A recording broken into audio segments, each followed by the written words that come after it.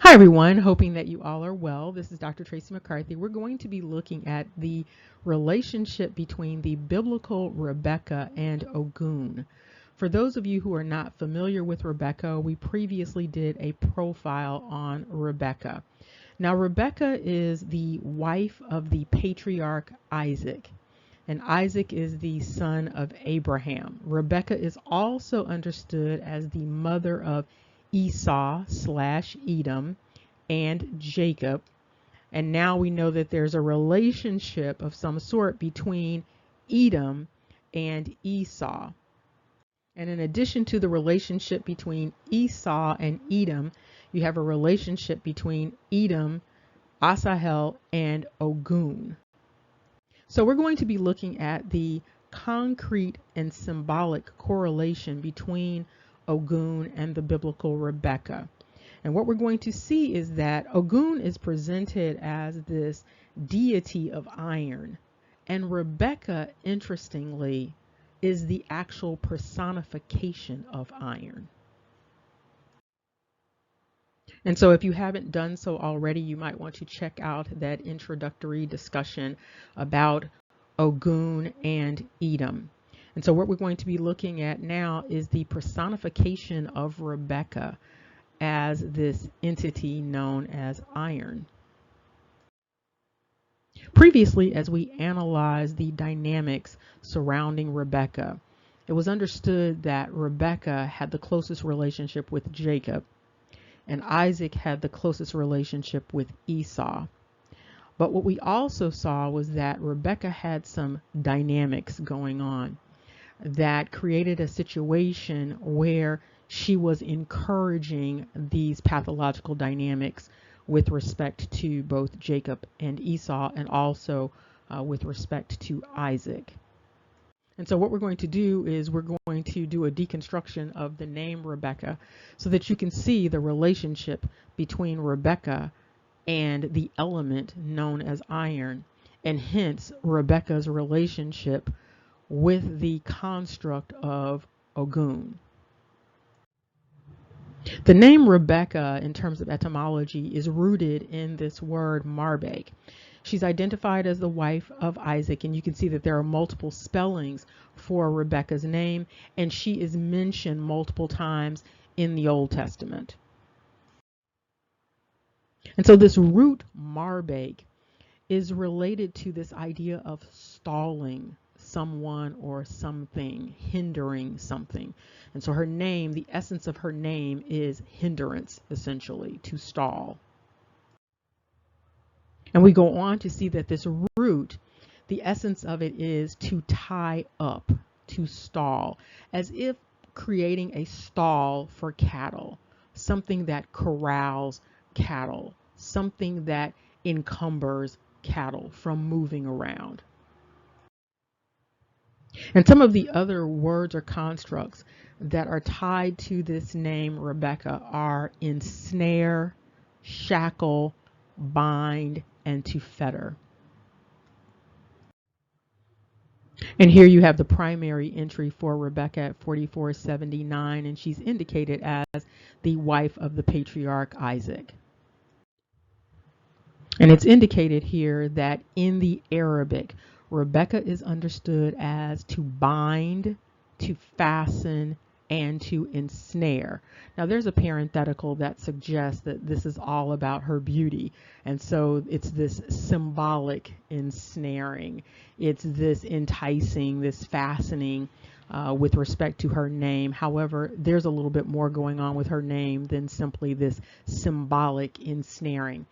And some people might recall the discussion about the profile of Rebekka and how she was engaged in ensnaring behavior at that point. And here you see another entry with respect to Rebekka at 7259, and the name is pronounced Ribkah in this particular instance, but again, still identified as the wife of Isaac. This entry goes on to indicate that Rebekka essentially means to clog by tying up, fetlock, fettering. And so what we have here is the essence of Rebekka is to fetter. What is a fetter, you might ask? What does that involve? And when you look at the definition of fetter, you see it is a chain or a manacle that is used to restrain a prisoner. It's typically placed around the ankles of an individual. You've seen these things with respect to individuals who are being depicted as enslaved. And so fetters are associated with iron shackles. And so you see the examples of fetter as shackles, manacles, handcuffs, irons, leg irons, chains, and bonds.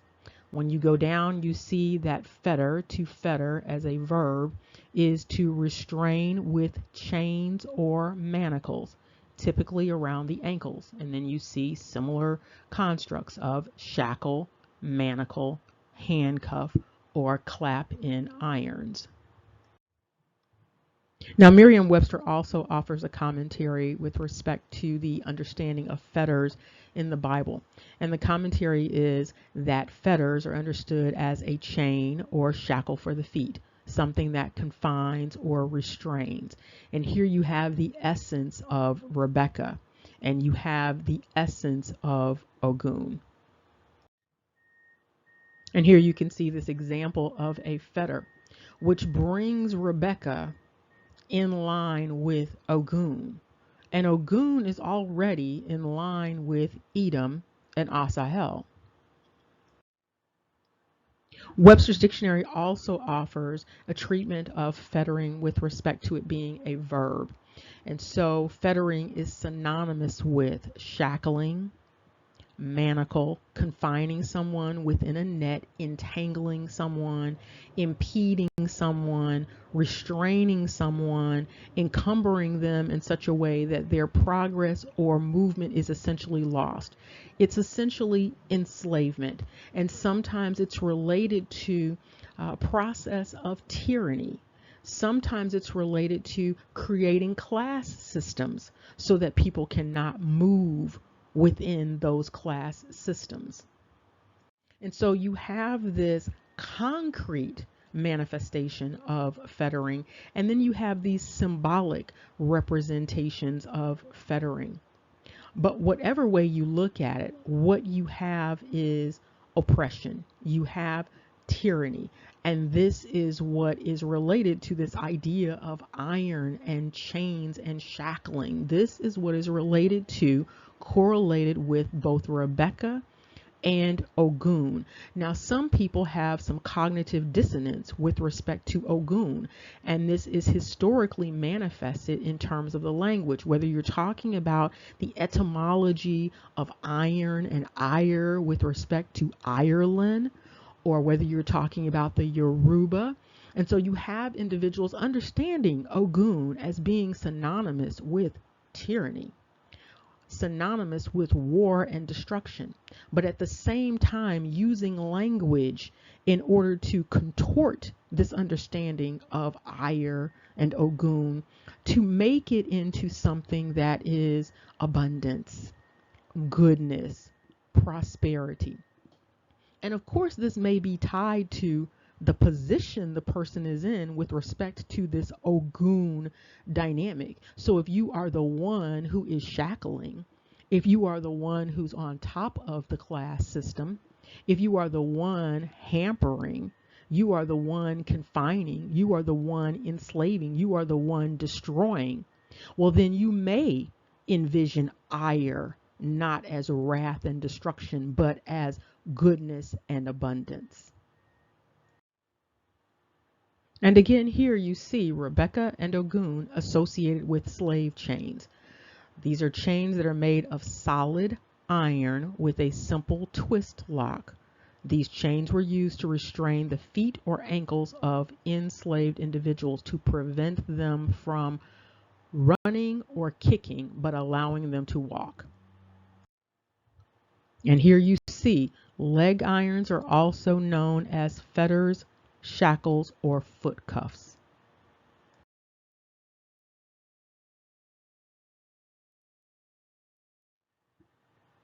Other words or constructs that are tied to Rebekka and OGUN are barzel, which means iron. And you can see this in Strong's Concordance. And we talked about this before with respect to Brazil. And here again, you see other variants for iron. You see axe, axe head, chains, iron, irons. You also see iron, this barzel, associated with fetter.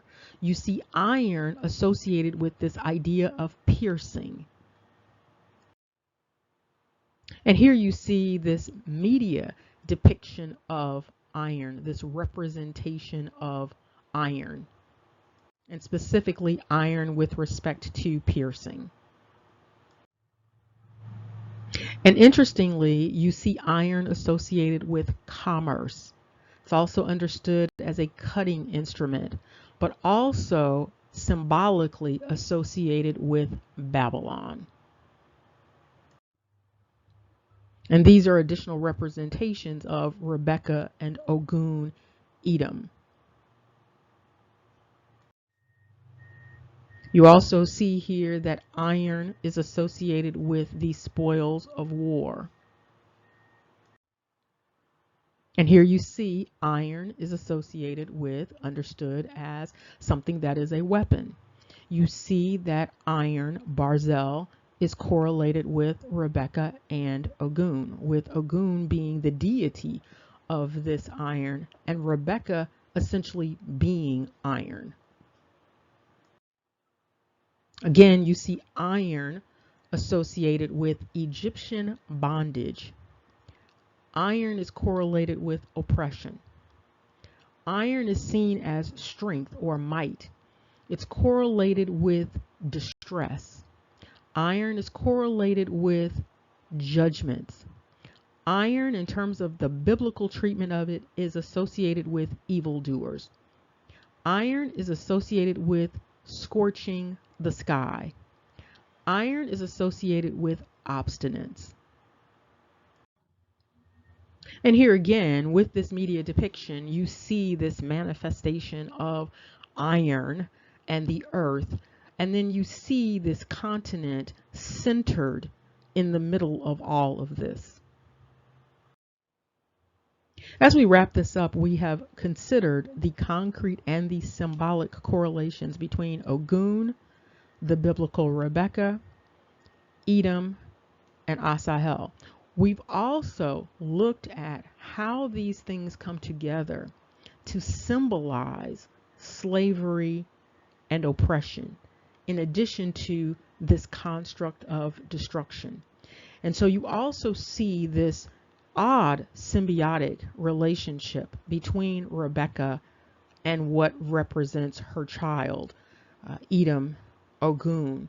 And we see that Ogun is the deity of this iron. And then we see Rebekka is the personification of this thing known as iron. Remember, knowledge is power. Take care. See you soon.